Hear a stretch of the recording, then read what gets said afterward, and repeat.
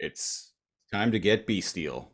Time to get beastly Stay beastly. and stay beastly, most of all. Too much energon.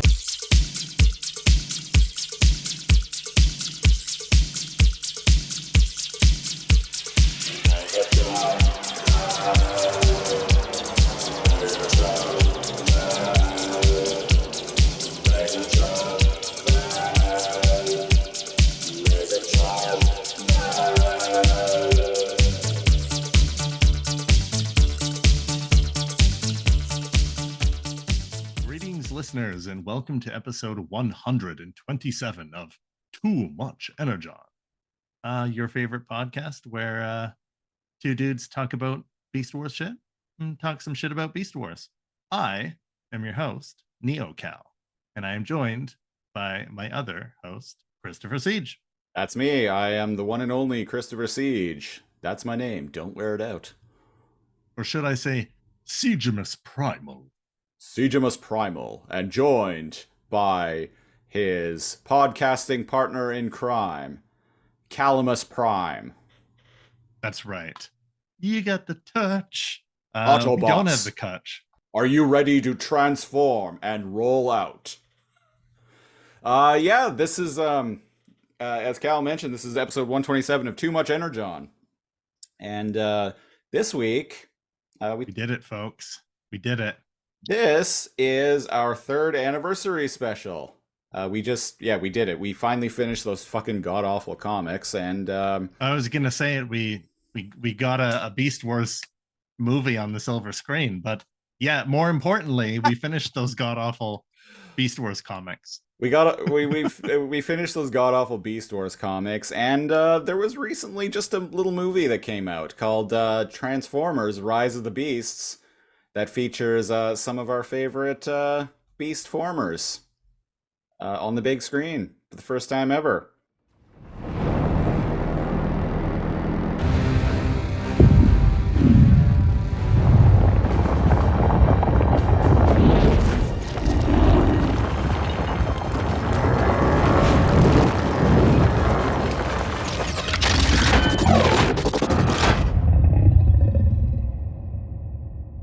This felt like a good time to actually talk about that, as this is our third anniversary special.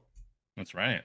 Not at the time of recording, because we're recording this a little bit in advance, but when this episode goes live, it will be 3 years to the day since episode 1 of Too Much Energon first hit the podcasting airwaves. Damn. We did do it.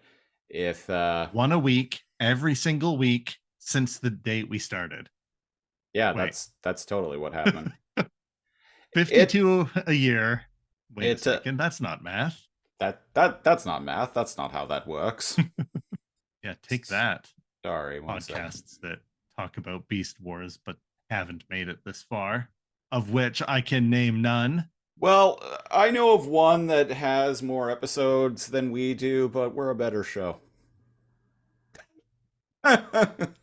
Shots fired at whatever that is. Shots fired.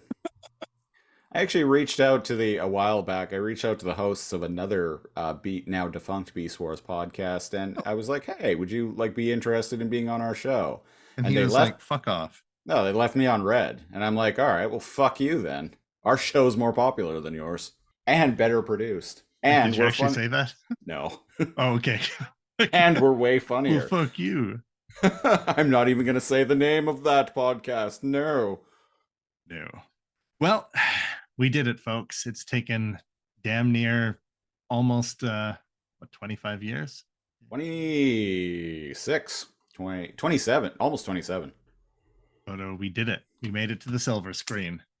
Yeah, where our the beasts in black are now adorned in silver. Like the silver screen. That's right. And yeah. So so before before we get into this, this will be the longest thing. Listeners, our format. We recap what's going on in an episode or an issue of something, and then make jokes about it. This is going to be hands down the absolute longest thing we've ever reviewed. So We're gonna It's gonna have, be the beats. yeah, we're gonna have to like gloss over a lot of things. Oh, we'll talk. Yeah, we'll talk about the general.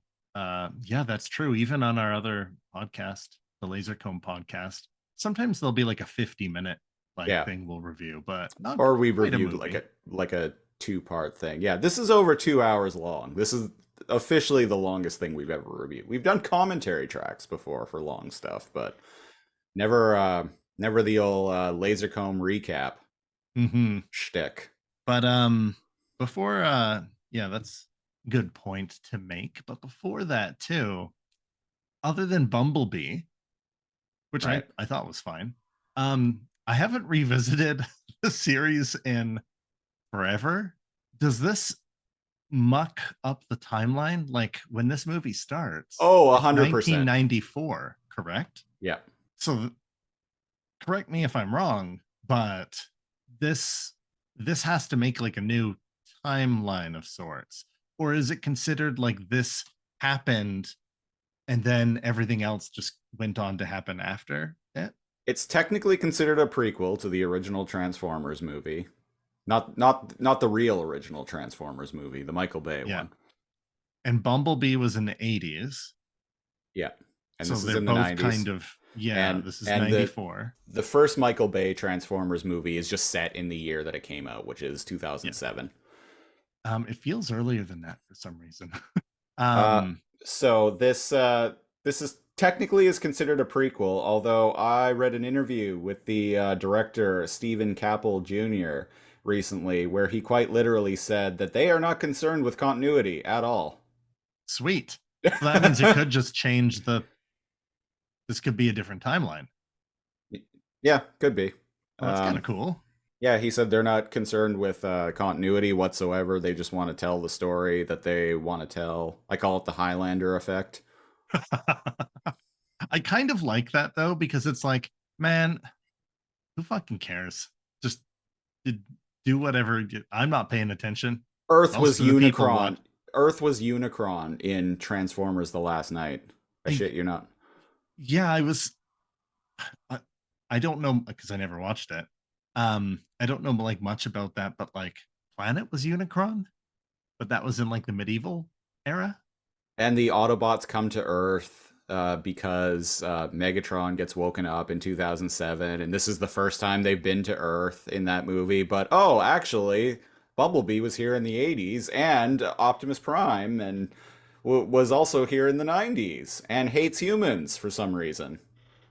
I Even though in the first Michael Bay movie, he's all like, freedom is the right of all sentient beings. and now he's like, man, fuck these humans. Mirage, why did you bring a human here? That's actually not a bad version of this. The what I will say, even though I know that's like Michael Bay hasn't done all the movies, right? He did the first 5. He didn't First do 5. So Bumblebee I'm or just gonna this. say the Bay verse, the Transformers Bay That's what they call it. cinematic. Yeah. Yeah. What do we call this? The Bumbleverse? And this is the Bumble verse. Yeah, there we go. The Bayverse and the Bumbleverse. But that's a good Bay and Bumbleverse Optimus voice you got. Which they do acknowledge the Bumblebee movie. So the Bumblebee movie at least is canon to this. Yeah, I can see that fitting into this. Like it's a new timeline, is what I get the feel of. Yeah. We'll just pretend some like transwarp, something involving the transwarp key and some timey-wimey bullshit created a like headcanon new timeline that no one's gonna bother explaining. Yeah. So basically, Beast Wars stuff. Beast Wars bullshit. Yeah. I All perfectly right. fits within Beast Wars. If anyone has followed us down this rabbit hole, that is the least plot hole way. Like man, the what was it? The 2009 IDW run 2006. or 6? Yeah. There was so much timey-wimey crap in that it was like couldn't even pay attention to what time they were in. So Right. this I'm fine with this. Yeah, I'm fine with this too. I'm not, and I think it helps too that I don't really like the Michael Bay movies that much, so I don't really give a shit that this movie doesn't really behold to the canon that they Yeah, established. that's where I'm at. I'm like, the first one was like extremely novel and was I like a love revisited it letter to modern technology at the time. and product placement, Oh, and also that. Yeah. like And the that one actress, uh, uh Megan. oh, okay. I see when I think of actor, I really like uh fuck, I can't remember her name now, but we talked about her recently. I really like the blonde science chick in that movie. So when I think of Transformers chick, that's who I think of. Oh, is she also the chick in Edge of Tomorrow? Blonde? No. Oh, who am I thinking? You're thinking of Emily Blunt. I'm thinking of Emily. Were we talking about Emily Blunt recently? That's why I'm confused. I don't remember. Yeah. Anyway, the blonde science chick in the first Transformers movie, she would later go on to be in the Jessica Jones TV series, That's which I was excited because I hadn't seen her in anything at that point in like a decade. I'm like, oh hey, cool, it's her. So we're in 1994, and boy howdy, does this movie right out the bat want to let you know that you're in 1994. So to get the ball rolling on this, the movie actually opens in space, and we get a voiceover narration by big screen Optimus Primal, who I'm gonna refer to as Big Time Ronnie, because he's voiced by Ron The Perlman. the Pearl Man. I coined the There term. should be a Pearl Man. I coined the term the name Ronnie Primal like 2 years ago, and I've just been waiting for this to actually like Fucking talk waiting. about it. Yeah. Just It was waiting. almost out of spite when you used that, because it was like when everybody was up in arms in the community about the voice actors in the Yeah. last part of War for Cybertron. Yeah, and being up in arms that Gary Chalk wasn't cast as Optimus Primal in this movie, which Ron Perlman does fine. It also would have been cool to have Gary Chalk back. I mean, you got Peter Cullen doing Prime. Why not get Chalk doing Primal? Like, why not? I don't know. Anyway, so the movie opens in space. We get a voiceover narration by Big Time Ronnie, and he's talking about how The commies Unicron's. punched his teeth out.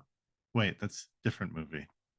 He's talking about how Unicron is coming, basically, and he has come to their lush and beautiful world, which isn't Cybertron apparently. So in this universe, the Maximals don't live and aren't from on Cybertron. This is an organic planet. Well, they're hiding out there. Oh, fair enough. Yeah, they're like hiding out there, that like whatever jungle planet that they're on. And that's a So good way of like kind of being like, oh, we want to show Unicron eating a planet, but it can't be Earth and it can't be Cybertron.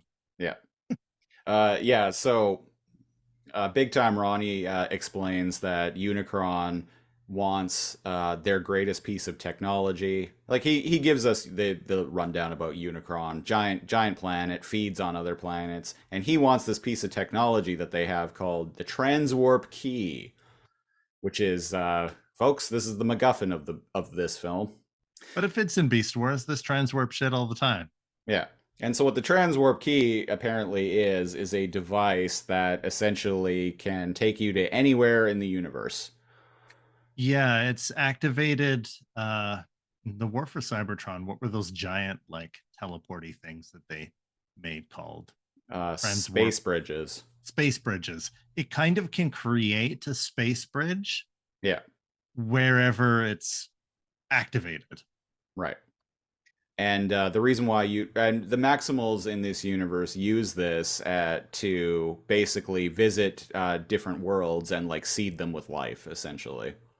Yeah, So I found that interesting. I liked that. in a way, they're kind of interstellar colonizers. Well, now it depends. Do they harvest the natural resources from each planet back to Cybertron? I mean, I would assume so. Oh, movie geez. doesn't Oh, really, yeah. movie doesn't really go into that. I thought that they were more like the architects from or the engineers from the Alien franchise. Fair enough. We'll go with that. No, those guys are more evil. Never mind. We're correct. We're who knows? They seed planets. Yeah, we're overthinking this. Yeah, They so go around being good guys. that's what they use the transwarp key for, and Unicron wants it because Unicron can use it to visit any planet he wants and have a bit Whenever he wants. whenever he wants, and Unicron can have a big ol' smorgasbord. Yes. And Unicron tummy hungry, me so hungry.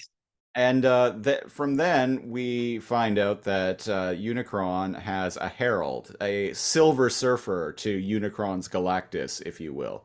Unicron is exactly what I was thinking of. Unicron's a straight up, is and always has been a straight up ripoff of Galactus from Marvel Comics. And except he's a giant planet. Except he's a giant planet. But he's also a giant robot. He's also a giant robot, and Galactus is a giant dude.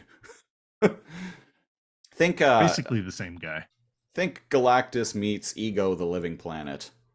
Put those two together and you have Unicron. So yeah, there we go. Yeah. So Scourge, the Silver Surfer in this movie, Scourge, who is not as noble and just as the Silver Surfer, comes to this planet in a spaceship, which it was refreshing just in this movie to see Transformers actually use spaceships instead of transforming into little like self-contained stasis pods like they do in all the other fucking movies. Yeah, or are capable of space flight themselves and have like an alt mode to go off into space. So yeah, it was actually cool to see them in ships. Yeah. So Scourge shows up and we get introduced to our first Maximal, and it's a big old gorilla. Now I know what you're thinking. Big Time Ronnie, right? No. Wrong. He runs up and he talks to another gorilla. And the other gorilla is Big Time Ronnie, and he refers to this other big old gorilla as Ape Link. Now, Cal. Yeah, was it Ape Link or Primarch or what? No, what it was Ape. It was Ape Link. Ape Link, huh? Now, Cal, have you ever heard of Ape Link? Oh, as a Beast Wars, no. So I was going to say, as a Beast Wars professional, of course I've heard of Ape Link. No, man, I don't know like 80% of all the offshoot Transformers. I had to look up old Ape Lincoln himself.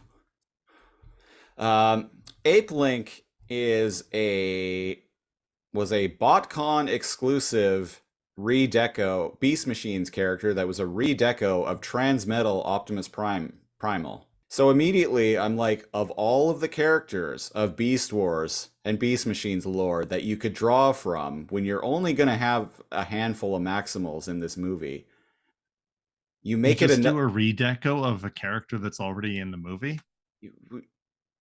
It was a BotCon exclusive toy which all it was a repaint of Transmetal Optimus Primal. And that's why he's more silvery, I guess, in the movie. I guess. Here's the thing. This one looks like a slightly bigger redeco of Optimus Primal in this movie. Yeah.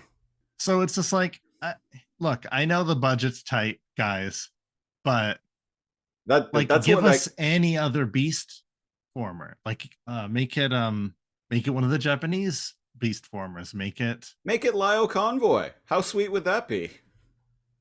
Yeah. And have his fate or be nebulous or Big Convoy. How high would that be? That'd be pretty high. Make it big. There you go. That's make it hell, make it one of the other classic Maximals like from Beast Wars. Make it like Tigatron that stays behind because he wants to defend the planet. Make it like that's something he would do. Yeah, and you could have just altered the character model for Cheetor in this movie. Like, why Ape Link? I don't understand. Yeah, well, in one, if they altered the character model, which is what they did for Primal and Ape Link, at least like people know who Tigatron is.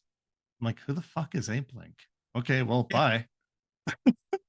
And he's like, I'll stay behind and buy you some time. And I'm like, oh, how many? I'm going to see a lot of tropes in this fucking movie, aren't I? Yeah, I'm going to see so many tropes. Yeah, so Big Time Ronnie shows up. So him and Scourge shows up and challenges Ape Link, and he says to Ape Link something along the lines of like, "Ah, so you're this world's great warrior." And Big Time Ronnie shows up, and then Air Razor shows up, and then Rhinox and Cheetor show up. This was pretty hype.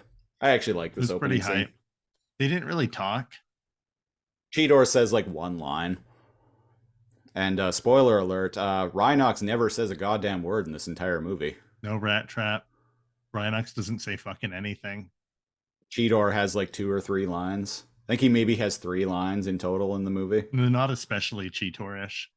Yeah. Eh. I thought he did fine. The guy Yeah.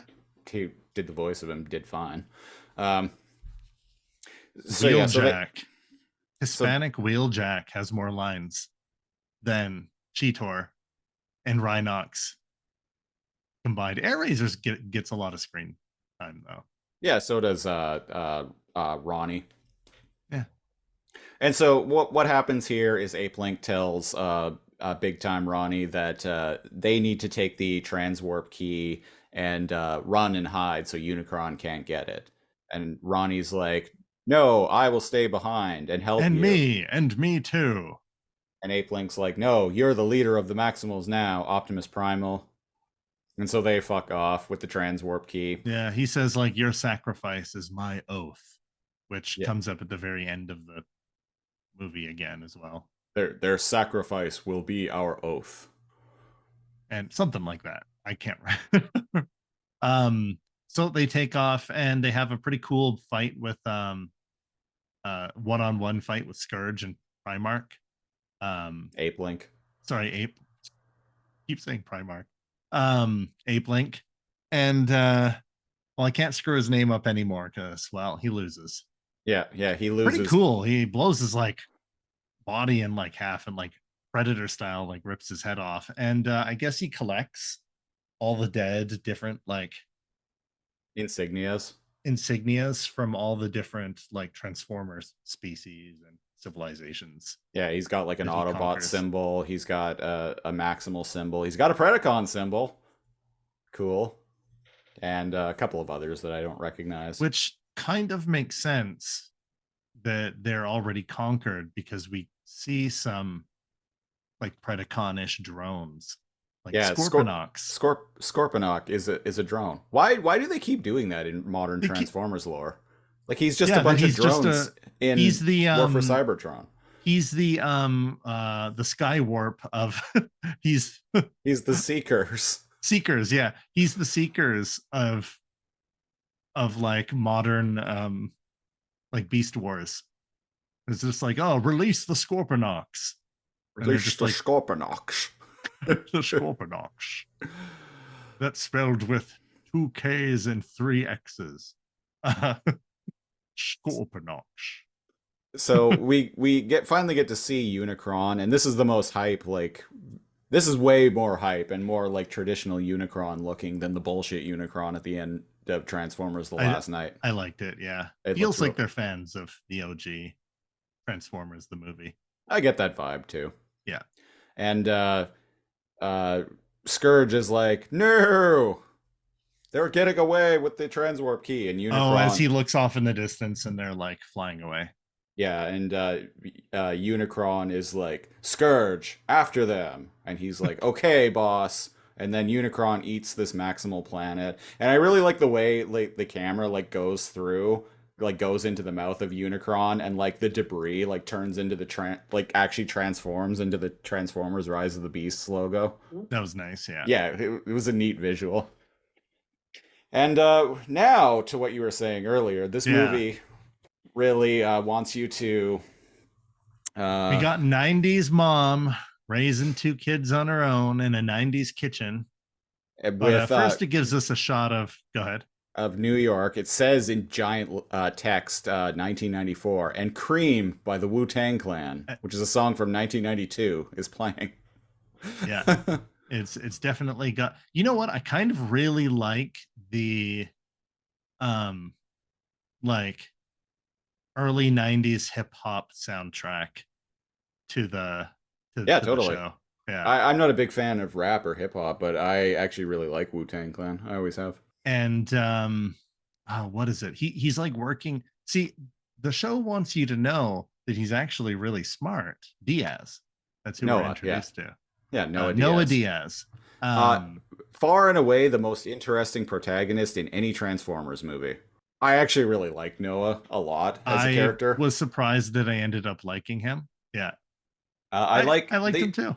I liked Elena a lot too. The movie just doesn't really do a lot with her. She's basically there to I like couldn't figure stuff tell out. if she was acting bad or the movie just wrote her not She's just great. underwritten. She is Is she? basically there That's what I thought.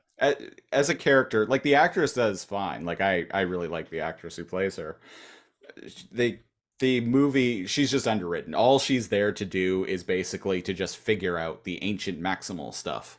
And it's very corny. It's like that what's that movie with like Tom Hanks running around? Not National Treasure, that's Nicolas Cage.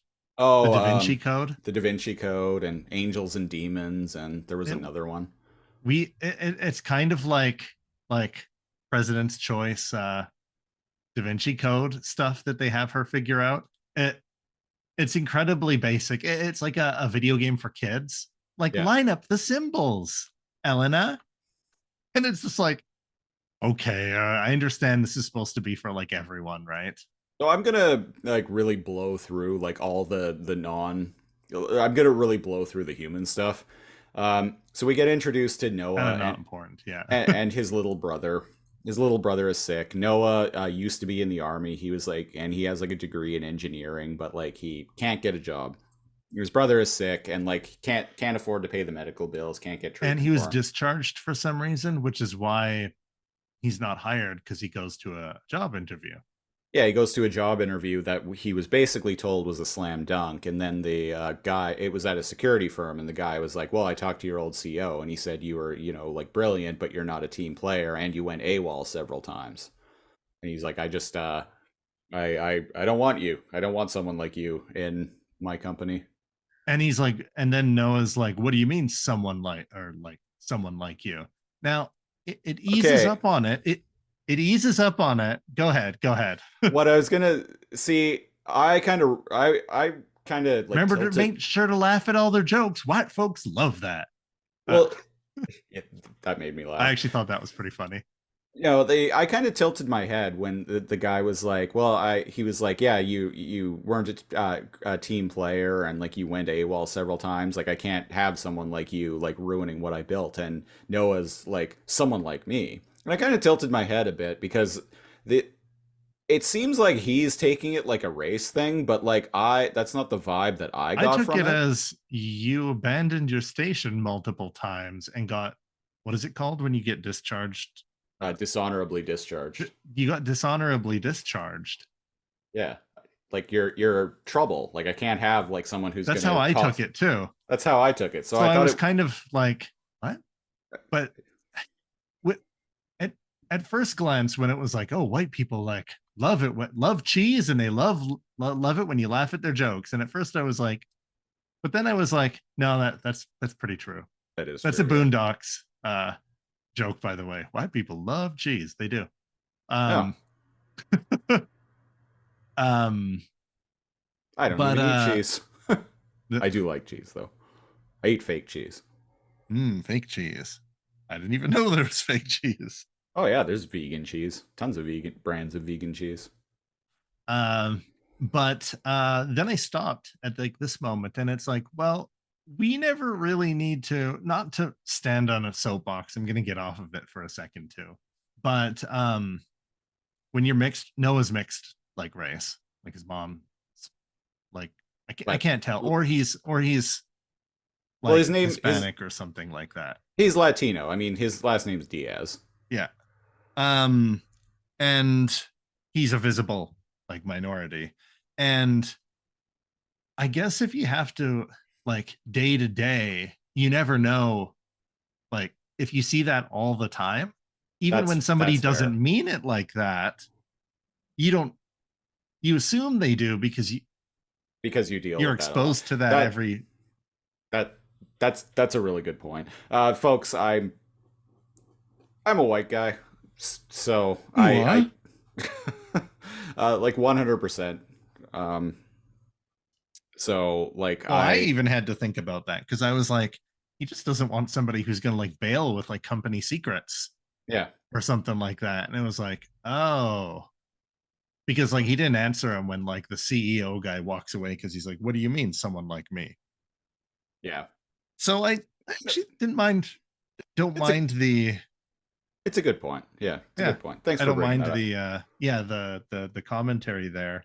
Um, but where it gets heavy handed to, it starts to add up where it's just like, okay, guys, like calm down, is when we meet Elena at her workplace. Yeah, so we meet It Elena. really wants you to hate. So we get introduced to Elena, and she works at a like museum or something, like or like an art An art museum. gallery with that gets museum pieces or something like that. Yeah, and like her boss, stereotypical white boss lady. Stereotypical Karen boss, yeah. Yeah, brings her this statue that looks like a falcon. It's an ancient statue, and it has the maximal symbol on it. And they're like, we've never seen this before. And I'm like, ain't you'll ever watch Transformers? And I'm like, well, wait a second. So When were the the Maximals introduced? 1996. There was no Beast Wars at this point. Um, so the lady was like, "Oh, this like came from like a crime scene of like an art thief or something. Like I think it's blah blah from this era." And Elena is like, "No, it's not because like this predates this predates this and blah blah blah blah blah. A whole bunch of like art like history Basically, stuff." she's way smarter than her boss. Yeah. And her boss is like, cool story, bro. Anyways, here's my dry cleaning intern. Yeah. But then That's the her vibe of every scene that they're in together with. Her but boss then actually knows nothing. yeah, her boss knows nothing, but her boss goes and parrots what Elena told her to like to other people and takes credit for it. To like the rich, like investors or antiquity dealers. And she's like, this one is from this period. This one's a fake. This one is actually like a Iraq like artifact. And like this one's like a recreation of like this. Yeah. And she was like, oh. And so she's the knowledgeable one, and her boss is somehow got the job, or she's in a different department, but still her job. Like maybe she's like the, I don't know, the museum hype person, or Yeah. the art or the owner or something like that. But she doesn't know anything. Just the one, I assume it's just the one who's in charge of the museum, like as a whole, like as a business, like she's the business manager. Right, yeah. Yeah. Um, so from there, Yeah, we uh, cut to from there, Noah. yeah, Noah can't, as I mentioned, can't afford to pay his younger brother's medical bills. Yeah, he's got like anemic like problems.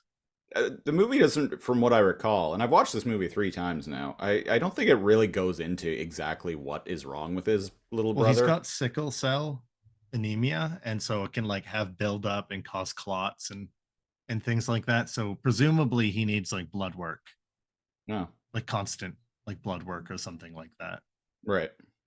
So yeah, he can't afford to pay the medical bills. So because he doesn't get this job, he goes to a buddy of his who sets him up to steal cars. And I'm like, What is well, this? this took a turn. Are we going to see Nicolas Cage? And then we just watched Gone in 60 Seconds, Yeah. and those two fit together perfectly. So his The buddy, end. his buddy talks him into stealing this Porsche from a underground parking garage, and because of the stuff with his I actually brother, like the guy that he gets paired up with. yeah, his The guy name's eating the licorice. his name's Reek. What a good weird name. Yeah. What a good back and forth. Again, 2 hour long movie. Not going to get into it or whatever. But he's like trying to get Noah to like do breathing exercises. Hey man, you want something? And he offers him like a Twizzler. Yeah. Could be product placement, might not be. It just looks like generic licorice. And he's like, no, I don't want your candy. He And does he's call like, it a Twizzler, so that technically is oh, product okay. placement, but Then it definitely is. that is subtle product placement that I'm fine with. I'm Because fine Because like that. you'll like in day-to-day life, like you'll casually just mention Twizzlers in conversation. Yeah. Yeah. Yeah. I It's love this. organic. It's not the hot Australian science chick like grabbing an SD card and the camera does a close-up on it and she angles it toward the camera so you can see that it's SanDisk. It's a thing from the 2007 Transformers movie. Oh man. I can't even remember all the product placement in that movie. But But he no, throws his what does that ends up happening between like Reek and oh, he's his like radio man. he's his guy in the chair basically. He's the guy in the chair, and he's like, "You're gonna go in there and you're gonna steal this car." I didn't even know what he was doing up until he got into the parking garage. So he goes in there and he breaks into this Porsche, which if you've seen the trailer, you know is Mirage in this film. I did Which not see the trailer, so I did not know it was Mirage, and I enjoyed that it was. a very different Mirage than the one that we're used to, but I dug it. I still dug it. uh Mirage, favorite character in this movie. Oh yeah, yeah. He's kind of great. He's great. Again, very very different, but Who's he very voiced? good. Who's he voiced by? Yeah. Pete, Well, he's Siege voiced is. by Pete Oh, you found it. Davidson. Really? Yeah. Huh. Yeah, he's voiced by Pete Davidson. Cool. Oh, it's that guy. Okay. Yeah, that guy, the skinny SNL guy. Yeah. Yeah. So Noah goes into the parking garage and breaks into Mirage, and then he starts having second thoughts. He's like, "Oh, I can't do this. I can't do this." The whole time he's been nervous. He's like, I'm not a thief. And like he doesn't want to be, like a criminal. And he Reek, and I'm paraphrasing, but they're talking over a radio, and Reek is like, the window to back out of this ended when you accepted a Twizzler from me. The window made- for this ended when you refused to accept a Twizzler from me or Or something when you like that. the window to back out of this ended when you accepted a Twizzler from me. Something along those lines. Anyway, Basically way back in the car. Yeah. yeah, made me laugh. But it doesn't matter because the radio turns on as the security guard is trying to And the approaching reason the why the vehicle. radio turns on is because over at the back at the archaeology museum or whatever, Elena is like she's doing up a science. she's doing a science on the statue of this I bird. fucking laughed out loud. So she puts the bird down. She turns on this device, and these two lasers start circling it. Yeah, These two like blue lasers start circling it, and I'm like, yes, the classic budget for high intensity blue laser MRI bullshit device. She has this like hyper. Who even knows? They just wanted to put fucking lasers. Lasers in the movies are usually bad news, is what I'm saying. And indeed, it breaks. They're the not eye statue. lasers. I like her reaction. She's like, Oh, she just no. It starts crumbling. She's like, oh no, It's no, like- I'm so getting fired. And then as it crumbles more and more, she's like, I'm going to jail. Right? For See, actually destroying it. This is why I like the actress and why I think the part is just underwritten, because like she's great. Like I fully believe her in that scene. Yeah. I liked that too. And I'm But- like, oh, you're in trouble. But lo and behold, What is something more important than a bird statue. What is inside the bird statue is half of the well, we don't know this yet, but it's half of the transwarp key. And it sends out a big old beam into the sky. Just a big old beam for no reason. It's invisible to the human eyes. It's invisible to human eyes. I just realized, you know how you were like, oh, the MacGuffin is the transwarp key. Yeah. It was inside of a falcon, Yeah. possibly a Maltese falcon. Yeah. Yeah, totally. Yeah, it was They it was know the what hat. they're- It was the half. I mentioned it had the Maximal symbol on it. It was this is the half of the transwarp key. What that I mean is Air Razor like touched. the movie The Maltese Falcon. Oh. It's yeah. Oh, right. I see Yeah, what you yeah. mean. It is the MacGuffin of the entire. So I Yeah. almost wonder if that's kind of like we know we I know what I have seen that movie many times, and even I didn't think of that. So bravo. yeah, because that's the MacGuffin of the No, of that movie. I know. I just didn't connect the dots between the MacGuffin in this movie and the I Maltese tip my Falcon. hat to you, writers. I just assumed it was the type of Falcon that AirRaiser is, which is a I can't remember. I thought Start. Maltese was a type of chocolate. So what do I know? Uh, so yeah, so a big old beam in the sky shoots up, and we see Optimus Prime for the first time, transforms, and he's like, "By God, it's here," or something like My that. God, it's here. Maximals, to me. Oh, I mean, Autobots. calling all Autobots, calling all Autobots. Do you hear me? And then we see RC who transforms. I don't like the hologram person that rides on top of her. When she goes into motorcycle mode, she creates like a hologram person riding her. Right. I I don't didn't see like it that. long enough to. Yeah. We know Mirage does that. No, she definitely does. You see I meant like OG Mirage like has just like yeah. a little dude like driving him, but I never looked at the motorcycle driver chick long enough to. It's just a chick in all black with a helmet on. But I don't know. Can't I drive like itself.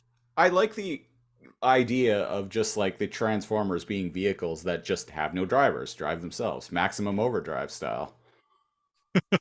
Imagine seeing a motorcycle just riding it, just driving itself with no rider around. You know how In fucking 1994.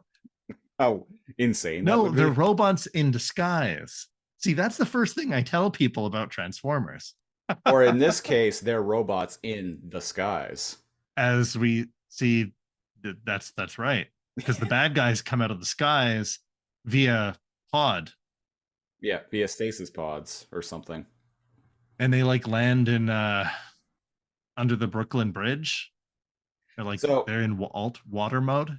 so so Optimus Prime's calling all Autobots thing is what wakes up the radio in Mirage and alerts the Well, security guard.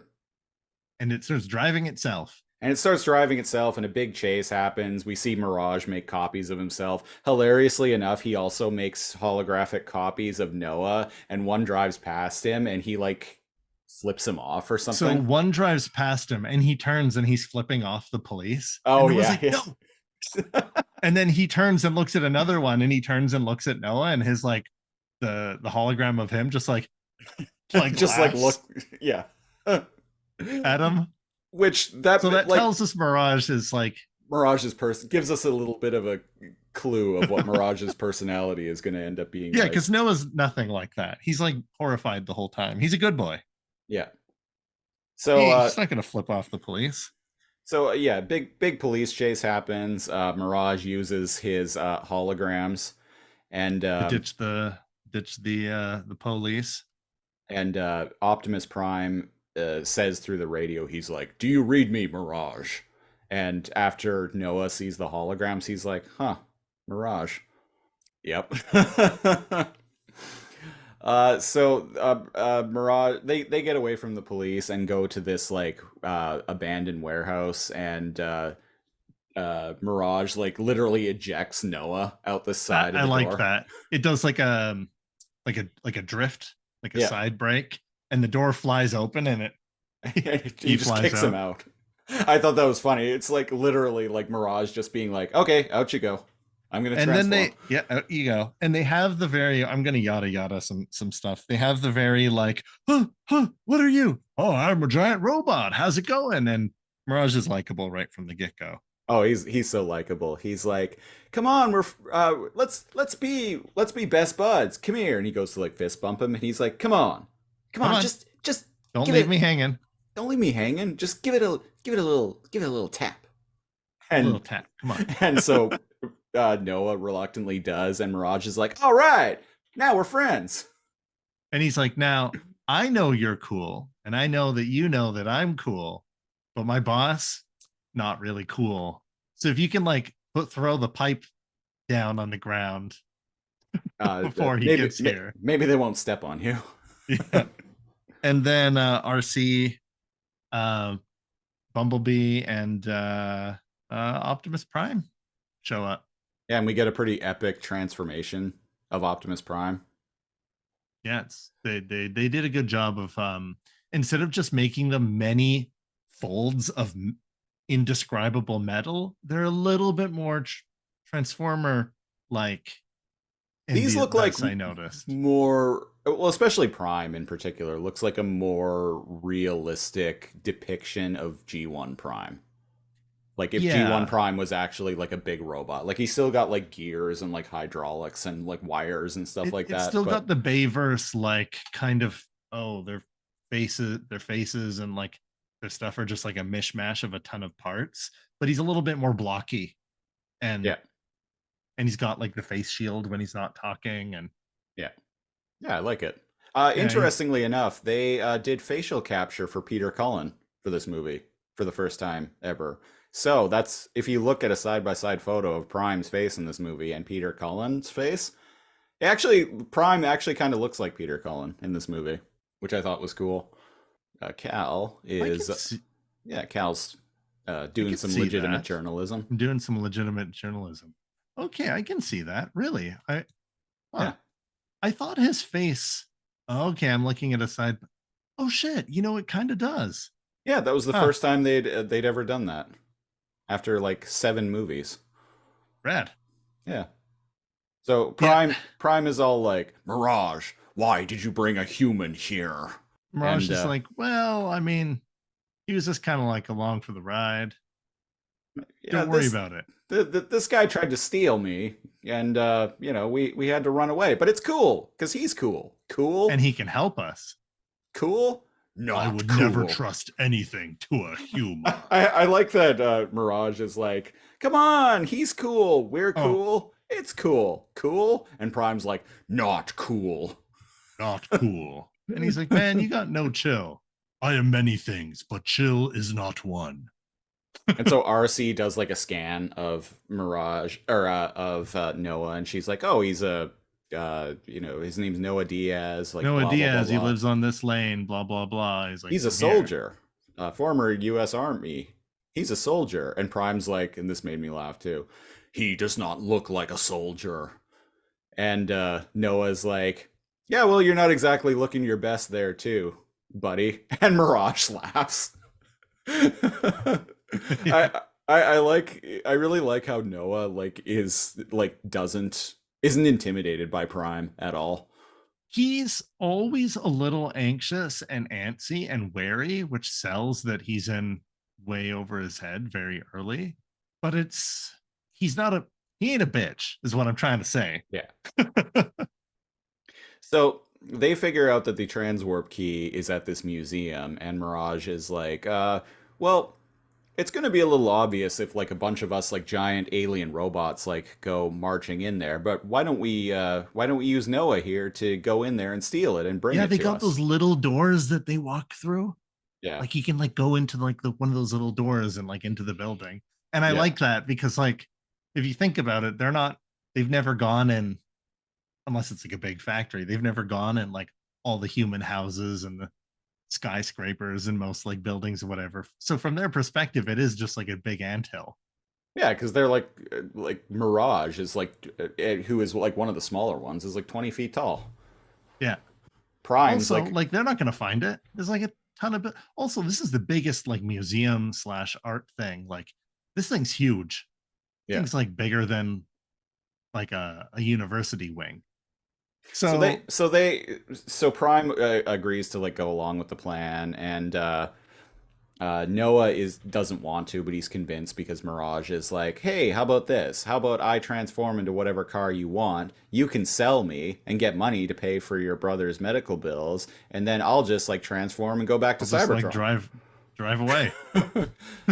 And that's how he's convinced. So they go ahead with the plan. The Terracons, Scourge, Battle Trap, and Nightbird are their names. The three Terracons show up on Earth. They crash into like the Hudson River and like just walk out of it. I assume that's the Hudson River anyway. Uh, And yeah, so Noah and the Autobots go to the museum. Noah breaks in. He runs into Elena, and a very like fun back and forth is going on between them, where she's Because like, she's there late at night, yeah, freaking out about this artifact. yeah. And Noah's like somehow found out where found where it's located, and they bump into each other, and she freaks out because it's late at night and I everybody think they should know be where it home. is because of the beacon. So maybe presumably they told him, yeah. Yeah. And she's like, who are you? What are you doing here? And he's like, again, good acting on his part, janitor. But like he's not he's dressed in like like normal clothes. He doesn't have like a mop bucket or He's like, like a okay, okay, uniform or anything. oh, okay. Wait, this isn't what it looks like. And she's like, "Are you here to steal the some like priceless artifacts?" He's like, "Okay, it's Okay, kind it of what is it looks like." it's What kind of it what it looks looks like. like. So, yeah, I like the back and forth between them. So a security guard shows up and she's like, it's about time, dumbass. And then the And I was Terracons like, show up. and then the Terracons show up and they start just blowing up the building because they don't care about breaches in the masquerade No, not at all. until later on when they do. Well, I get the feeling they only transform as a mode of transportation. They don't care about like staying on the down low. Well, later when they go to Peru, they don't enter the city because of No, reasons. they don't enter the city because they want the Autobots and the humans to lead them to exactly where the second transwarp key is because they don't know, but they figured out when the Autobots mobilize, they assume that the Autobots must know where it is. So they follow them, but they don't want them to know that they're there, so they hang back.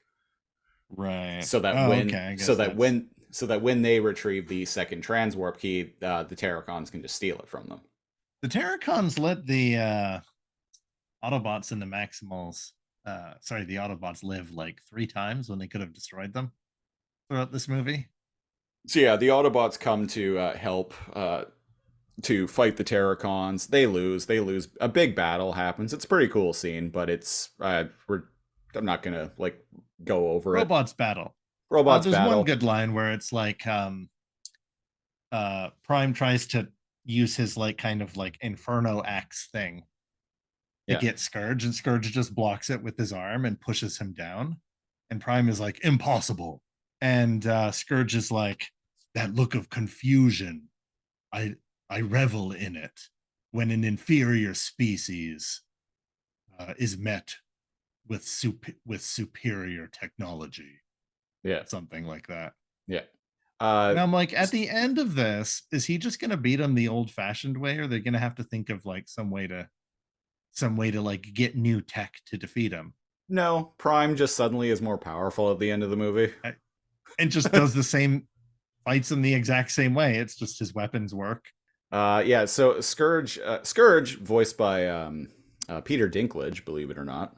Oh shit. Yeah, you can barely tell it's him.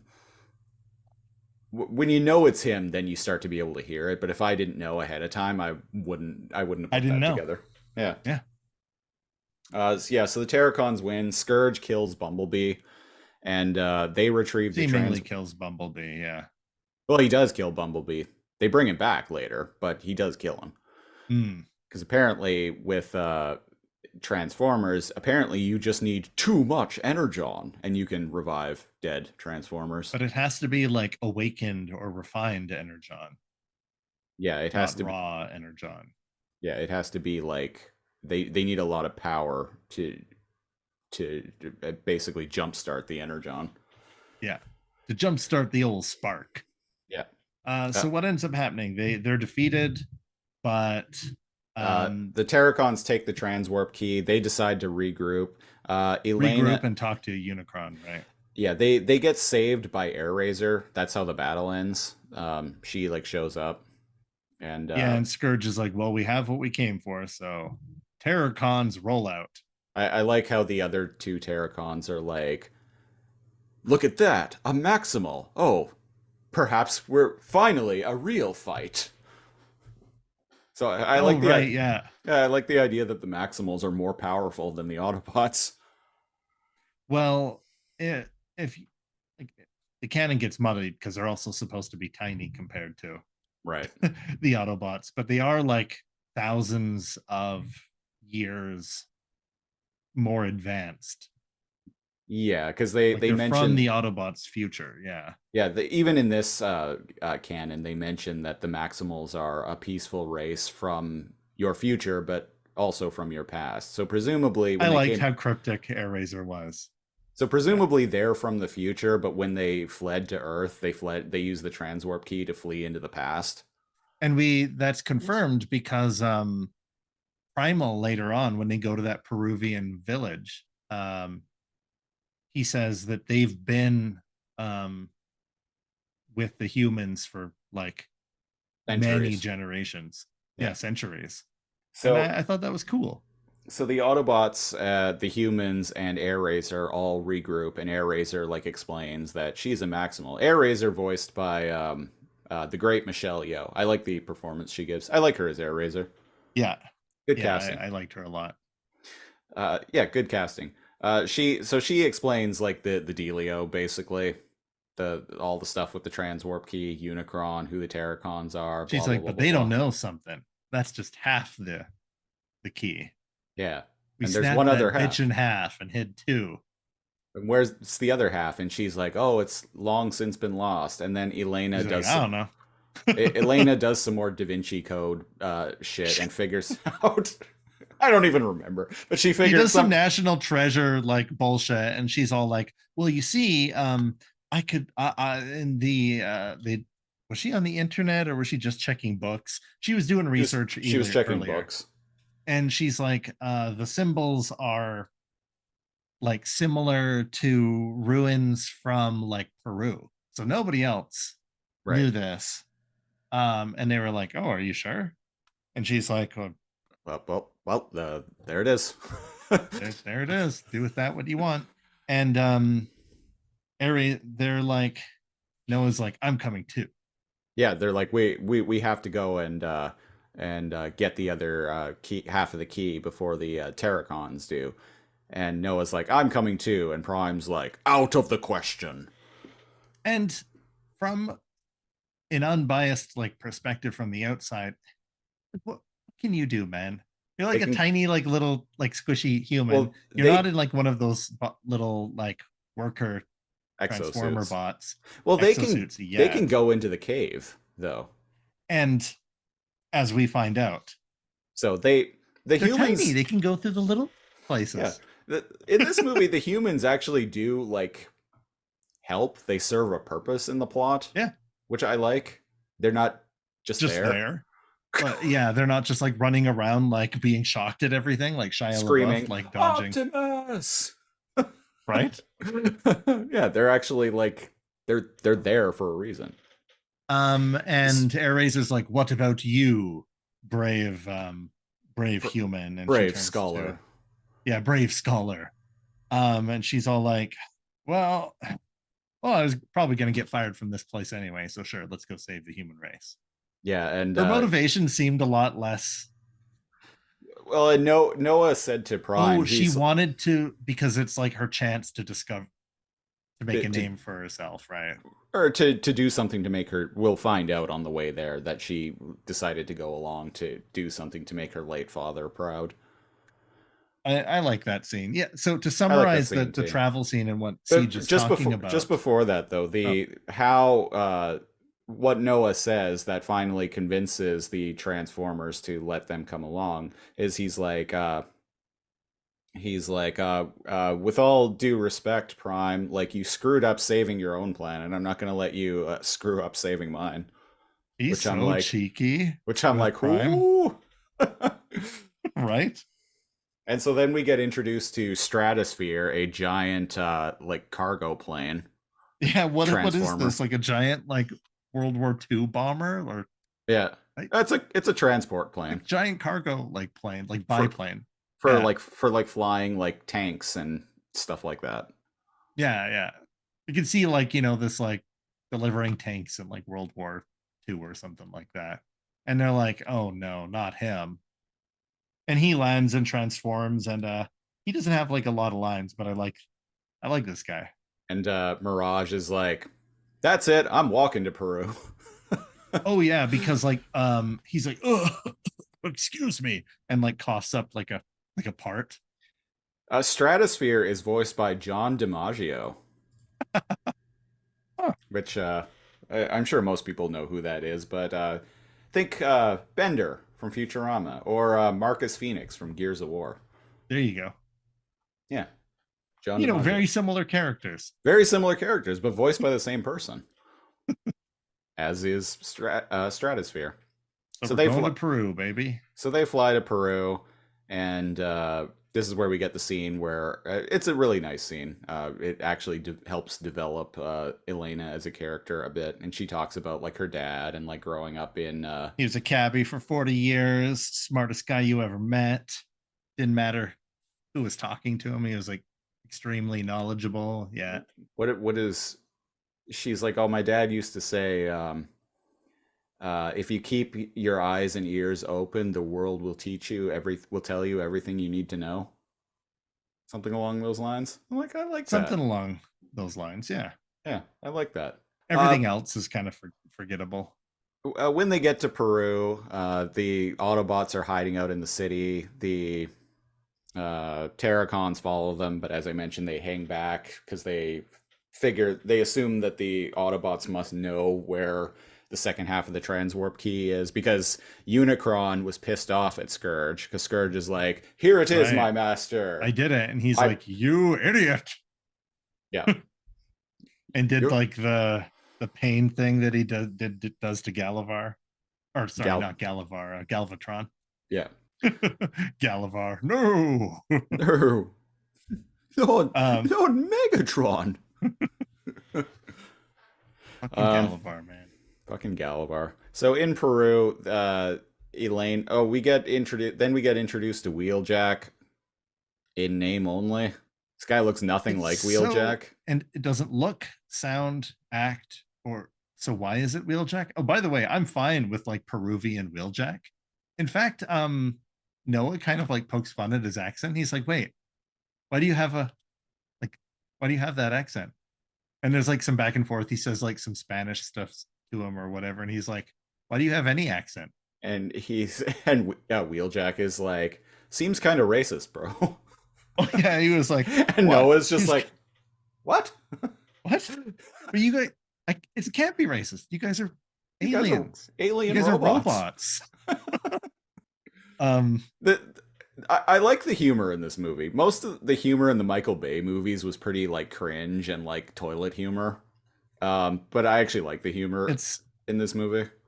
Immediately, it's like, okay, this is a different team of people. This is different people behind this movie, very much so. Yeah. A welcome change at that. I'm fine with Peruvian Wheeljack. His like Jeep or whatever, like the windows, square windows, like turn into almost like they look like glasses. Yeah. So but again, that kind of doesn't look, act, or sound like Wheeljack. And we saw Wheeljack on like a more classical version of Wheeljack on Cybertron at the beginning of Bumblebee. So, like, why not just call this guy something else? Why call him Wheeljack? So you guys deep dive and look for Ape Link. But then you like, what were you pulling names out of a hat? And you're just like, oh, I don't know, what should be the Wheeljack? What should we call the VW bus? The Peruvian VW bus who like really likes nature and whatnot. Oh, Wheeljack. Sure, I like it. But sir, there's already one named Wheeljack. Wheeljack. The producer is just like, these stupid nerds aren't going to know the difference. Fine. If they had called him like Wheel Jefe or Wheel John, or you know what I mean, something to that line, I at least would have laughed. But it's like everything has to be named after a real like Transformer. Real Juan, Wheel Ron, Wheel Real Juan. Yeah, that's what I was trying to say. Wheel Wheel Wheel Juan. Juan. Real Juan. So Real Juan leads them to the city, and he's like, "Hey, they're having like their festival going on," and they're like, "Dang, there's too many people. We can't retrieve it." And And Noah, no, being the most intelligent of all of them, is like, "Or we can just go." we can join the crowd, join the parade. And they're like, well, how? And he's like, well, I thought we'd, take a play out of your guys' playbook and disguise ourselves. Which I'm like, cool. Now, when they get there, there's tourists there dressed normally anyway. So it's like, why do you guys need to? You don't need to disguise yourselves. By the way, I like their outfits. I like his like little Peruvian toque. And where are they? Yeah, Cusco? Right. Yeah. The ruins later. Yeah. yeah. So to kind of yada yada this, they go through the They parade. do some Da Vinci Code bullshit Some at some ancient bullshit ruin site. at some ancient ruin site. They go through a cave. They think they find the transwarp key, but it's Oh like yeah, actually El not there. Dorado. Yeah, they find like this hidden underground vast cave system. And Elena's like happy because she's like, holy shit, this is huge. Right. And Noah's like, bitch, let's go. Time's ticking to save the world. And it's all a red herring because it's not here, folks. Yeah, it's not here. And but Scourge doesn't know that, so he sends one of his like little cronies, whose name is Freezer, which is a little half pint human sized like critter of a Spider transformer. bot dogs. That's a uh almost like Ravage or something, but smaller. Right. The weird little spider dog bot things, assassin bots. We're gonna Yeah. see like 100 of these things. Oh, at least. Yeah, Uh, yeah, at least. so the Autobots show up to help, and then they end up fighting the Terracons in the town, Oh, and then a big, actually like pretty cool like highway like chase scene the highway happens. chase scene is that's pretty cool. It With is, like the yeah, on the mountainside yeah, highway. That's with the different like strata like layered, the different like layers. yeah, And like as some things are falling down, other ones in front are it's actiony. yeah, yeah. And And then like Optimus punches Scourge in the face, and then he says, yeah, "Not today." and Air Razor like shows up to help, and she What gets broke like up the fight that time? uh Scourge shoots her with something that looks like it's starting to infect her, and then they decide to just pull back because Scourge I did wasn't that. kidding when I said they like pull back when they could have when they were winning like 3 times in the movie. Well, it's because they didn't get the transwarp key here, and Scourge infected Air Razor because he He's got wanted. a long con. He's playing the long game, Okay, that's fair. Yeah.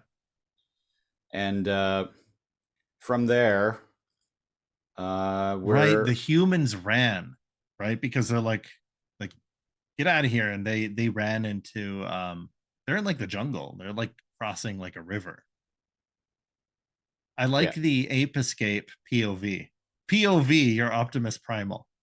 yeah, and yeah, we over an hour into the movie, Just over halfway through, an we hour. finally, thank you. That bugged me too. And it's like, It God damn, they could have used more screen time. uh-huh. Over at around the hour and 12-minute mark. Finally, we get Ronnie, big time Ronnie, Cheetor, and Rhinox showing up. Now, uh, Rhinox goes, roar, and that's his Rhinox, only line. yeah, he goes raw. So something, and this is in the trailer, I think, and this always seemed a bit bewildering to me. We see Rhinox gore one of the Autobots, and then from there to like break up the fight, Optimus Prime leaps into action and lands with his back to Rhinox and points a gun at Optimus Primal. And I'm like, That doesn't seem tactically sound to me, to just leap in front of and have your back to a giant rampaging mechanical rhinoceros that we just saw gore another Autobot. The Optimus in this is kind of dumb. Not dumb, just he hasn't found his compassion yet for Right. his I don't know. I was Technically a just like, prequel. okay, break it up, yada yada yada. Yeah, yeah. Okay, now we're all friends. Good. Because Air Razor's the one that shows up and she's like, stand down, you filthy animals. Technically a prequel. uh, Technically a prequel. Yeah. and so Ronnie is like, I am not your enemy, Prime. And they talk. Optimus I Primal. take my name from you. I am Optimus Primal, named after the great Cybertronian warrior, Optimus Prime. You. It is a pleasure to meet you.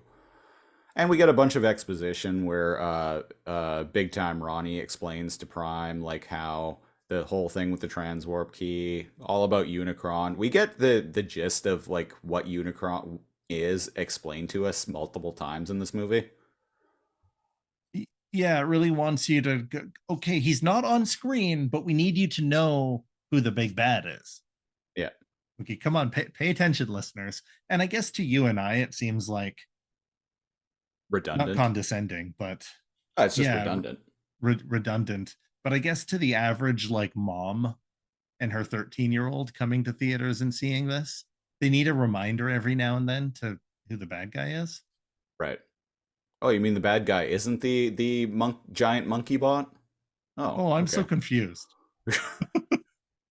So they go to the Peruvian village. Um, and yeah, the Maximals are friends with these guys. Yeah, and Prime's like, uh, What? you live with the humans? And he's Disgusting. Disgusting organics.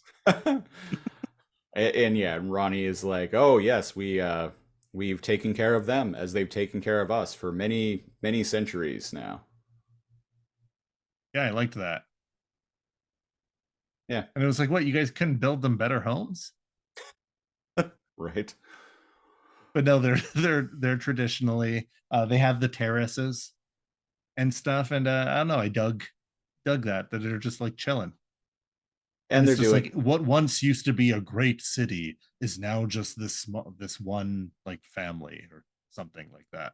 and earlier they had mentioned when they were on the plane, they had mentioned that with enough energon, they might be able to revive Bumblebee, whose corpse they brought with them. And Right, it's with Astro, who's the plane guy? Stratosphere. Stratosphere, right? Not Astro. Yeah, it's Prime and RC sitting in the back of Stratosphere, and they're talking about like potentially reviving Bumblebee, and he's like, "Well, it would take a great deal of energon, and we don't have that kind of power." But at the Peruvian village, there's like he's doing one of the like elders there is doing like some kind of like meditation ritual or something, and Prime like looks at like this glowing rock and is like, "Oh, He's like, pu holy shit, there's pure energon energon." here. Yeah, there's And raw energon here. Ronnie is like, yes, but it is inert. It needs a great power to activate it. So yeah, it's raw energon. Yeah, So it either air needs to get zapped by a moon laser or refined. Oh right, Air Razor's acting weird. Air Razor's acting weird because we see that thing's like infecting her somehow. yeah.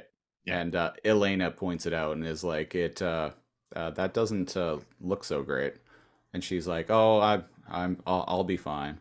And we find out that the transwarp key is actually here in this village. The humans have been guarding it, and this surprises Prime. He's like, why would And you he's like, entrust you it to the human? trusted this to the humans? Yeah. He's like, yeah. Have you seen how small they are? They can like get into caves and Go through buildings and stuff. doors. go through doors. They're great. You know, they're fun size. They're just They so can cute. like hide in little crevices. They're great for hiding stuff. So they bring them the second half of the transwarp key.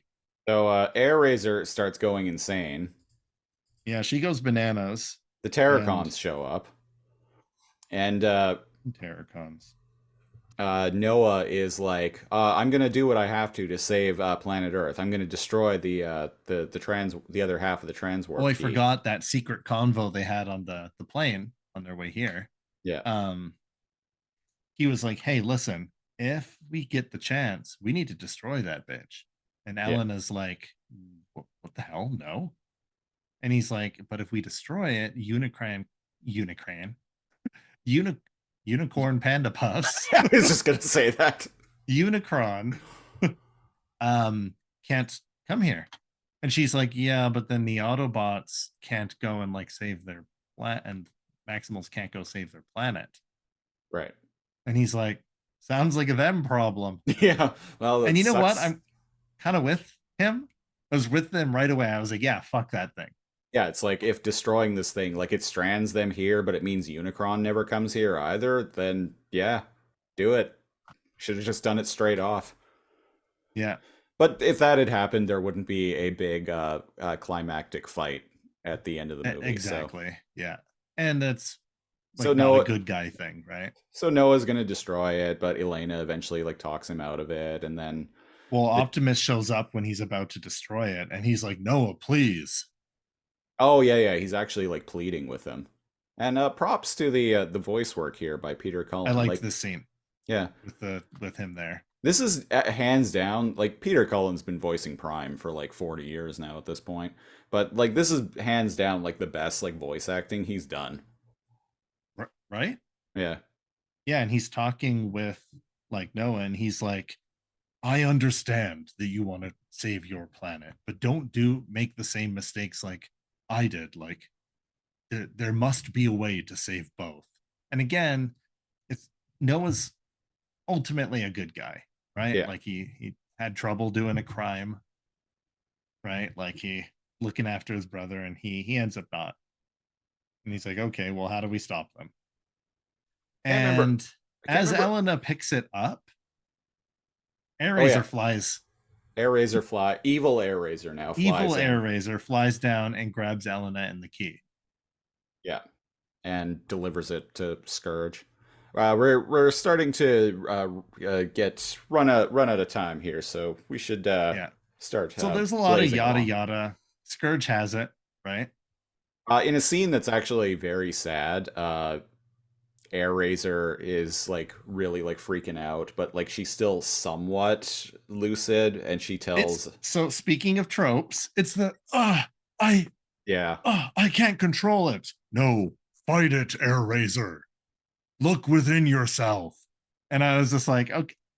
By the way, when I say tropes and I make fun of them, I'm okay with them. well, But and that in particular is a very Beast Wars trope. that's a very everything trope. Sorry, that's a very everything trope. You're right. We on this show and our other podcast, the Lasercomb podcast, we have mocked that on Like a dozen repeatedly. times. Yeah. Yeah. Can't fight it. And it is a touching scene because like Primal Ronnie Ronnie Primal puts his arms around Air Razor and literally like hugs her to crushed. death. Yeah, hugs her to death. I don't know. But yeah, gives her the old sleeper hold and presumably kills her. I teared up. Yeah, I was like, oh man, I liked Bird Mom. Yeah. Yeah. She didn't even know any other Maximals were alive, by the Yeah. way. We glossed over that. Yeah. So when they were like a reunion, they were like, holy shit, Air Razor? And she was like, oh, there are more. It's good to see you, old friend. Kind of funny that the like the bird was in America. I know their bird is like an eagle, not a hawk, but the imagery, the patriotism of a noble bird. So here's on to that note, here's what I wonder. How does that robot stay hidden? A giant fucking huge, by the way. flying mechanical like 2-story falcon tall mechanical falcon that is not the size of a real bird and does not look like a real bird, and presumably is flying around everywhere in the 90s, which had like radar technology. Pretending to be statues like the show Gargoyles would just like stand on top of a skyscraper and not move. Right. That's a good one though. How? Maybe they lived in the wild more Yeah, maybe. and just like hopped around. Right. Just picturing that. Whoop, whoop. Well, I pictured it kind of like in Beast Wars how Pterosaur. awkwardly hops when he's like in his beast mode, but on a ship. Yeah. Oh right. Why were they in beast mode much more often on the Axelon? That's a discussion for a different time, folks. No, they were in robot mode most of the time. They on were. The I Axelon. just remember it was Dinobot and Pterosaur, the scene I'm referring to. Yeah. And they were both in beast mode talking. Yeah, I don't know. Great. It was probably, and he puts him in the trash chute it was probably so like because it's funny. The character model of Pterosaur in his beast mode is smaller than his robot mode, so he fit into the trash thing more. I like Maybe. that. I don't know. I'm just guessing. But yeah, these guys are huge. Like he's not like Ronnie Primal isn't like the size of a silverback gorilla. No, like, he's massive. He's like he's like 2 stories. Yeah, he's King Kong. He's the size of King Kong. Maybe not quite. Well, how big is? Maybe not quite King Kong, because King Kong can fight Godzilla. Right. But these guys aren't as big as Godzilla. Real science here. Legitimate journalism from my end here, folks. So Scourge now has both halves of the transwarp key, and he puts them together, and for some reason doing that starts building a giant beam in the sky weapon. Not only that, it builds an entire star bridge. Yeah. Like mechanically, like nanobots or something. I thought it was just a vision, kind of like how everything fades when you go talk to Unicron and you're in Unicron's like plane of existence. I thought it was like that. But no, it's a real structure. It builds a star bridge, like a giant one on top of like a dormant volcano or something like that, presumably, which is why there's lava, which conveniently comes into play later in the fight Scourge. And so the Autobots and the Maximals are like, all right, we need to work together. Prime gives a like rousing speech, and Primal chimes in and about like how the Maximals and Autobots and humans must work together to save the Earth. And they're like, all right, let's go. Hoorah. And they're like, Autobots, Maximals, roll out. And so they show up and make a stand to go and like fight Scourge and the Terracons. And then when they start charging toward the like giant starbridge structure, I know it's just action, but the last 20 minutes of this movie is like a big long fight scene, and it's pretty fucking hype. It's hype, and it begins with after Prime is like, Autobots, Maximals, roll out. And then when the enemies start appearing, Ronnie Primal says, Rhinox, Cheetor, maximize, and they transform. I started applauding in the theater at that moment. That was pretty hype, and it's the first time we see them maximized. We see them in their robot form. Even in at the very beginning when they were on the planet, they were all in their beast modes. Yeah. The action moves so quickly, like it's kind of hard to really see Cheetor, especially because he's moving around so fast, and he's got like a spear, and he's like moving fast. And it's hard to really make Cheetor out bullshit. It's kind of hard to make out his form. There's not enough spotlight on them, and I wish there was. Yeah, there's not even. We're not even kidding. There's no dialogue with the Maximals, and man, I wish they were in the movie more and there was more dialogue. It's just Primal and Air Razor. Like Primal and Air Razor, yeah. Like you said, Rhinox literally has no voice lines. Even though he's credited as having a voice actor, David Sobolov, which David Sobolov, interestingly enough, voiced Depth Charge in Beast Wars. Oh, shit. Yeah. Well, maybe he came in and went, Argh! Could be. He also voices Ape Link, and he voices Battle Trap, one of the Terracons. He got paid for this movie, so good for him. Yeah, hell yeah. Man, what a wild ride that must have been for him. To come and do Beast Wars again, shit, like in a big, like, fuck yeah. That's rad, man. I mean, I don't like, just because I don't like a character doesn't mean I don't appreciate. Like, I think Depth Charge is dumb. Beast Wars. but like all the voice actors are he's legit. very like 90s like Punisher, like edgy type character. I work alone, kind of dude. Ah, stand alone. Godsmack comes on when wait oh well wait wrong year, right, 1994. So That was a little bit after, but that was the vibe of Depth Charge, yeah. of Depth Charge. Yeah, yeah. So a big battle happens. It's Biggie Smalls is playing in the background. Autobots and Maximals versus many Terracon drones, and Mirage confronts Humans are Mirage. running through the corridors. Uh, yeah, Mirage and Noah. Oh yeah, because Elena figures out like the basically the shutdown code for the thing, because Primal had half of it and Air had the other half, but she's now dead. And because of some symbols that were in the cave, Elena is able to like figure out and decipher like From what her the other research from the original first half of the piece, as well as symbols like in the cave where it was yeah. supposed to be stored. Quite literally, like I said, her function in this movie is just to figure stuff out. It's to figure it's the she's the nerd character who's like, oh well, you see, like these symbols and like these, and now I know how to speak Cybertronian. She's the nerd character, but hotter. That's right.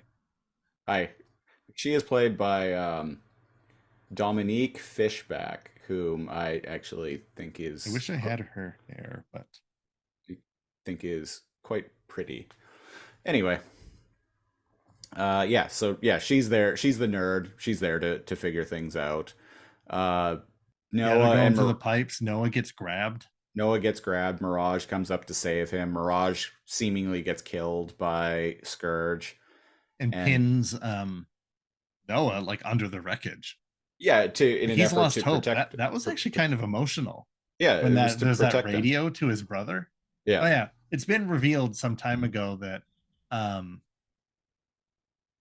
Mirage has been chatting with uh, Noah's Noah's brother. little brother the whole time, because apparently Noah invented the longest range walkie-talkie in the history of mankind. Well, maybe Mirage gave it some like upgraded Cybertronian tech. Right. Yeah.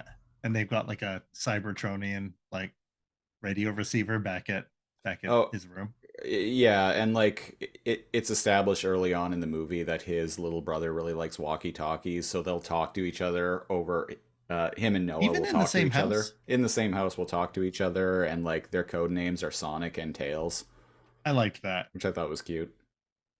And then after Mirage dies, well, seemingly dies, we see the radio that was like built into him, and he's like, "Hey, are you there, Knuckles?" So it's revealed that he nicknamed Sonic. Mirage. Sonic. He his little brother nicknamed Mirage Knuckles. Oh, Knuckles, right? Oh, yeah. Yeah, Okay. yeah. And his brother gives him a pretty, because basically like Noah's lost hope and he's like accepted the fact that he's going to die, so he's basically saying goodbye to his brother. And his brother like gives him a pep talk and is like, no, you're like the strongest person I've ever known. Like This you was always... like cheesy as heck to me, but I'm watching a TV show about like humans and robots saving the world, so I'm okay with it. It was cheesy, but I still got feels for it. Yeah. It was cheesy in a good way. So his pep talk like works, and it actually gives Noah hope, and Mirage like kind of comes back to life, and he's like, "Oh, you're alive." He's like, "Yeah, kind of, but I'm gonna need you to take the wheel for a while." And I thought this was badass. Mirage transforms into an exosuit for Noah. I was in between having an awkward smirk because of how cheesy it was and thinking it was really hype. Yeah. Because as we've seen, Mirage in particular is very modular.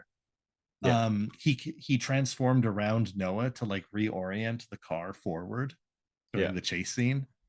He gave, by the way, Noah's been fighting with like a power glove, and that's how he defeated the little freezer creature that was after him. So we've seen that he can like modular parts himself. He can reconfigure it. Reconfigure, that's the word I'm looking for. And yeah, he turns into an exosuit, or the parts of him that are still like alive, turns into an exosuit around Noah. And I'm like, you know what? Yeah, fuck yeah, let's do this. That's canon. Well, at least the Oh, exosuit part is oh, and canon. apparently the transwarp key, like firing and like beginning to open a portal, actually like supercharges all the energon in the valley, which revives because they just have like the They body put him of on like an Bumblebee's body, on like a energon altar, yeah, a raw which energon altar. yeah, yeah, which yeah, the transwarp key supercharges it, and that brings Bumblebee back. And so Bumblebee like uh Oh, when Stratosphere fly, flies and like paradrops Bumblebee over the battlefield. yeah. That's a good fucking scene, man. And like Dr. Dre is playing in the background, or NWA or something. I wish we had seen Ronnie Primal flying in robot mode in this movie. That would have been pretty cool. Like to just hear him say prime jets and like Which take one is off. the one that like flies? The chick with the night Nightbird. Nightbird. She's got like samurai swords and she can fly. Which is weird because she turns into a car, but She whatever. has multiple. She can fly though, right? Am I crazy? She's flown multiple Yeah, yeah, she things. flies. It would have been cool if they like had a flying at each other like moment, but Yeah. this primal doesn't fly. Yeah, apparently not. Maybe he will in the sequel. And maybe they're waiting. He does have Primal's classic like swords though, dual swords, which I thought was neat. That was pretty cool. Uh And then what ends up happening? Oh, there's a fight as he's trying to now Noah with like the exosuit. Um he teams up with Prime.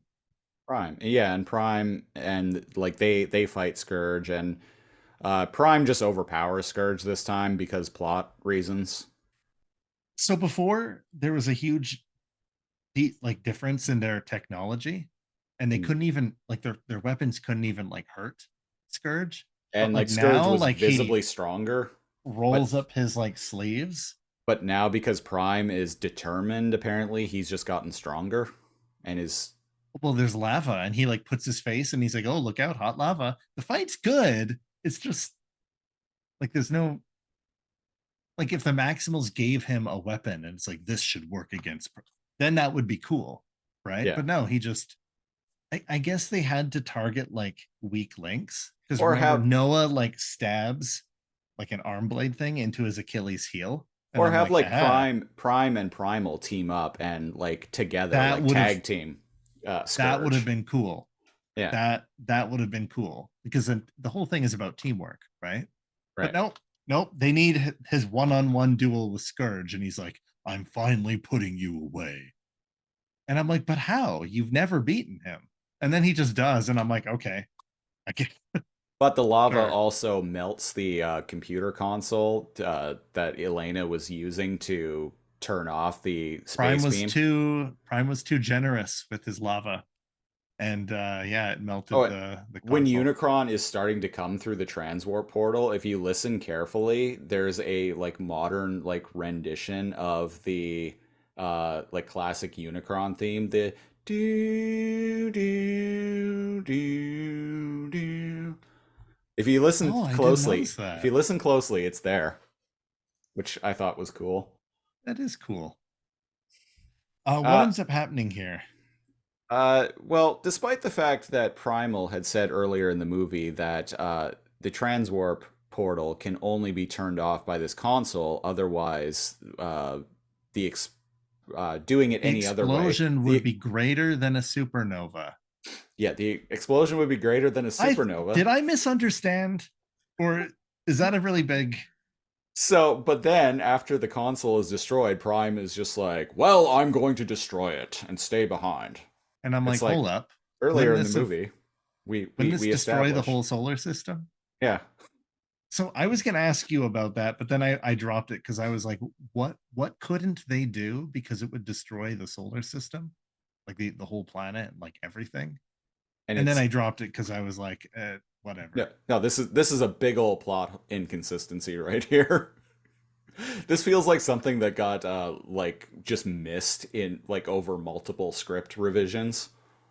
And then ended up in the, so let's just ignore that, you know, if they had destroyed it, it would destroy the planet because yeah, they do. So Prime he's like, all right, well, I will stay behind and destroy it, and well, I'm gonna die in the process. And Primal is just like, your sacrifice will become our uh, Oath. oath. Yeah. And Elena's like, what the hell? No, no. And they And force her into uh, Bumblebee.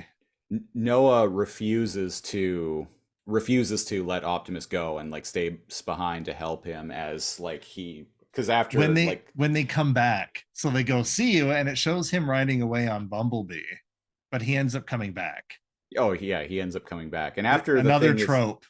Yeah. So after Unicron sucking up after this, yeah, after the like space bridge collapses. is destroyed, which it's not even that big of an explosion, and it barely does anything to Prime. So I don't get Doesn't do anything to any of them. So I don't get like what the big like Prime's like. I will sacrifice myself so that you can live, and it's like it didn't even hurt him. This is where the shaky writing is a little, didn't even hurt him. But the portal's still open a little bit, and Unicron's like doing his sucking thing, where he's like grabbing the gravity's reversing, Yeah, and like flying up in the air, and he's almost getting dragged away. He tries to grab onto the structure with his axe, and just as now, he's about to fly off am into I miss am I the mouth. misremembering? Am I misremembering, or did when Noah like grabs Prime to like hold on to him, and he says, "Till all are one." I maybe you're right, because I remember just as it looks like he's going to go out of nowhere, Noah grabs on. Is like he uses his booster jets to like pull, and he's like, maybe he says till all are one. I'm pretty sure he does. Um, Okay, and I'm going in. Noah's not strong enough to pull, even with the suit grounded, to pull and then to pull Optimus Prime. And yeah, just as our boys are going to get sucked up into the great Unicron mouth, Primal is there too. So 30 seconds ago, it made this big deal about sacrificing themselves, right? And they all left, literally all of them left. And then as he was about to go, Noah and Primal like went back to save him. Right, And it was like, I mean, kind of seemed like none of you really needed to go. right. So, but they needed a chase scene with these three. I'm just checking the scene out now, and I'm watching it in 4K. The Transformers look really good in this movie. Like the Transformers CGI is really, really good. Really good. One thing I'll give them props to, even though again I don't like the Bayverse style of faces for robots, Yeah, for the Transformers. Um, I do like how the Maximals look techno-organic. They did a good job at that. Kind of making them more like beast machines. right. Yeah, yeah, totally. I got Beast Yeah. Machines vibes from it. But even Yeah. like the Autobots themselves, like they look. More metallic and gritty and dirty, and Yeah, and they don't look like a mishmash of like they look more functional. they don't look like a mishmash of like metal shards like they did in the Like Bayverse. a million metal shards that just magically like interconnect. Yeah, They actually look like Transformers. Yeah. right. Noah does To say me, till all are one. nice. Yeah, he does. Prime is like, Noah, let me go, save yourself. And Noah says, till all are one. And and during all of this, I'm like, man, actually, no, I like this guy. Yeah. I like this guy. He's a good guy. And Yeah. yeah, there's a reverse chase scene. Basically, the bridge is collapsing behind them, being sucked up by Unicron as they're all running away. Yeah. And it's pretty hype. All the And animation's hype in this. they're able to get free of the gravitational pull temporarily, and they And transform and Unicron's like, drive damn away. you, Transformers, I'll get you next time. And the gate closes. Yeah, the gate closes. Now, while this is happening, because it's showing him coming through a gigantic planet-sized portal to come and eat Earth, don't people on Earth see this? Right. It shows a cloud over like Peru and it shows a cloud over New York. Yeah. But why just those two places?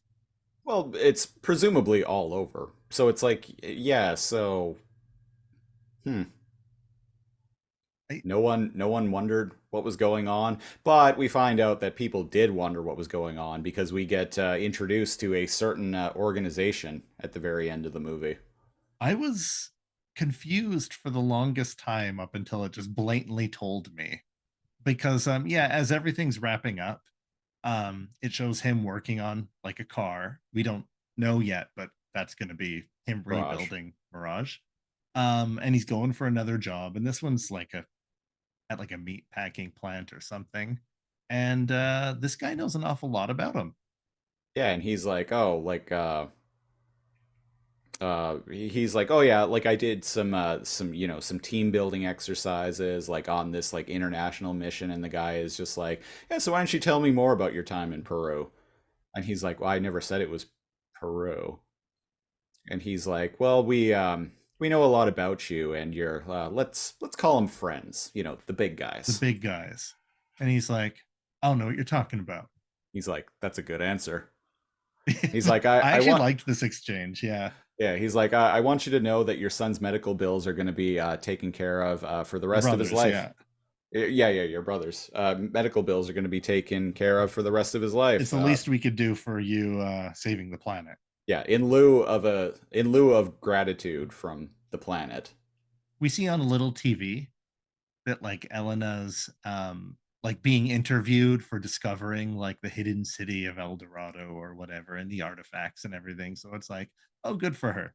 Yeah, and so she's getting clout and recognition. So this guy who's interviewing him is like, we'd like to offer you a job. We're a like international organization who handles planetary defense and yada yada yada. And he's like, no, I'm not interested. And he's like, well, think it over. Here's my card. And he opens up a door, and it takes an elevator Shows a down to secret this underground base with like all this like futuristic tech. And he's like, we could really use someone like you. There's a war coming, which is also a cliche right there. There's always a war coming. And Noah flips over the card, and it straight up has the G.I. Joe logo.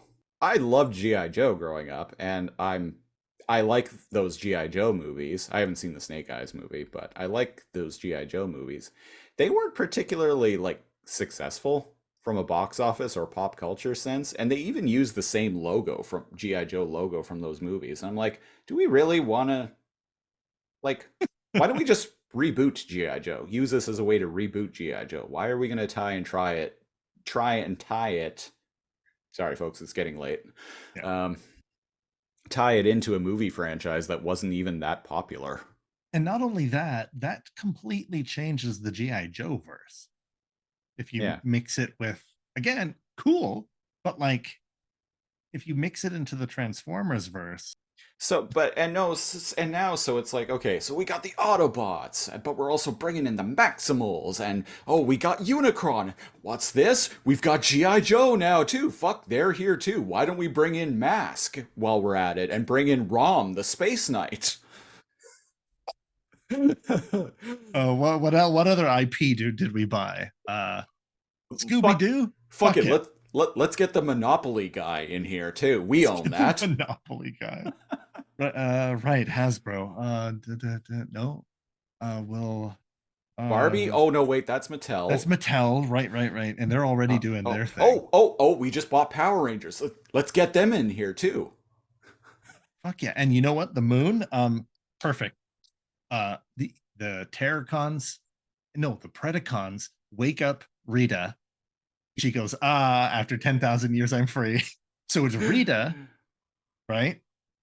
And the Predacons versus G.I. Joe and the Maximals. and Oh, and Autobots. then we find out Zordon is actually Vector Sigma. Oh, well, yeah. Anyway, so that's the end of the movie. There's a post-credit scene with where we see Mirage come back to life. So, yay. When Reek is visiting um Noah, and it's like, dude, that guy doesn't look like a guy who can keep a secret. Right. He's a criminal though. But I mean, he seems like the kind of criminal who would roll if he was like offered a deal. That's what I mean. Yeah, absolutely. He's not keeping his mouth shut. So that was Transformers: Rise of the Beasts. Yeah. It was very beastly. It was- Well, here on Too Much Energon, whether it's comic, whether it's TV show, whether it's board games, whether it's movies, whenever we review something Beast Wars, we give it a rating. It's a 3-tier rating. It starts from low, bad to high, not enough energon, sufficient amount of energon, to too much energon. It's basically bad, okay, good. Siege, you just watched Transformers: Rise of the Beasts. What would you rate the movie? It gets a very high sufficient amount of energon for me. As far as live action Transformers movies go, this is absolutely leaps and bounds the best one. I was gonna say that still makes it infinitely better. It's a low bar, but this is absolutely the best live action Transformers movie. The reason why it's not a two, and I've seen this movie 3 times now. I do like it, and I will watch it again. The reason why it doesn't get a too much energon for me is one, there's not enough maximals. Yeah. It takes them, other than that opening, that prologue at the beginning, which apparently was added afterward, after, like it was added like way deep in post production to kind of explain to the audience who the Maximals are. The movie makes no attempt to try to explain like why the Maximals turn into animals. There's no plot related reason for it. You don't need it. You got some that turn into animals. You got some that turn into to cars. You know. There's a lot of plot holes in the movie, and we've talked about them while we've been recapping it. So I don't need to go over them again. But the drone footage of Peru is great, though. I like seeing all the terraced like ruins. Yeah, if this is a sign of things to come for the Transformers movie franchise, then hell yeah, I'm on board. And that's the thing. I'm going to mirror you. It's like it's close, but I can't give it too much energon. Like Rhinox doesn't even talk.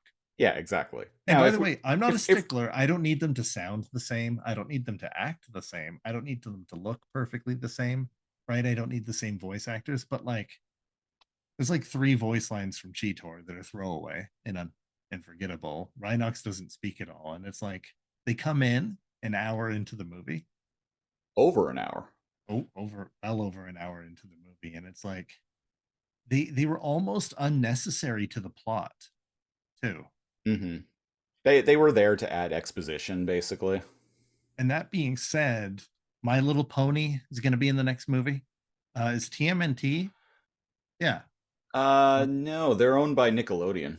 Right. But yeah, Monopoly guy, My Little Pony, Furbies. Furbies are going to be a thing. Who else does Hasbro own? I don't know. A bunch of stuff. Furbies. Let's see. G.I. Joe, Play-Doh, Potato Head. Bring Mr. Potato Head in. Bring Mr. Potato Head in here. Why the fuck not? But yeah, it's Littlest Pet Shop. It's not quite good Nerf. They're all using Nerf guns. There we go.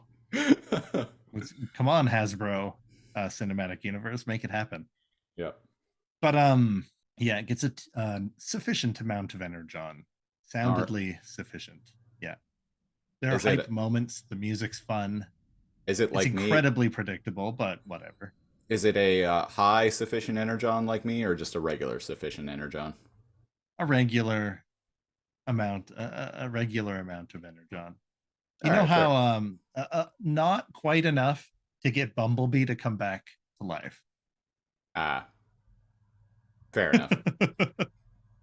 Well, that was the third anniversary special of Too Much Energon, aka episode 127.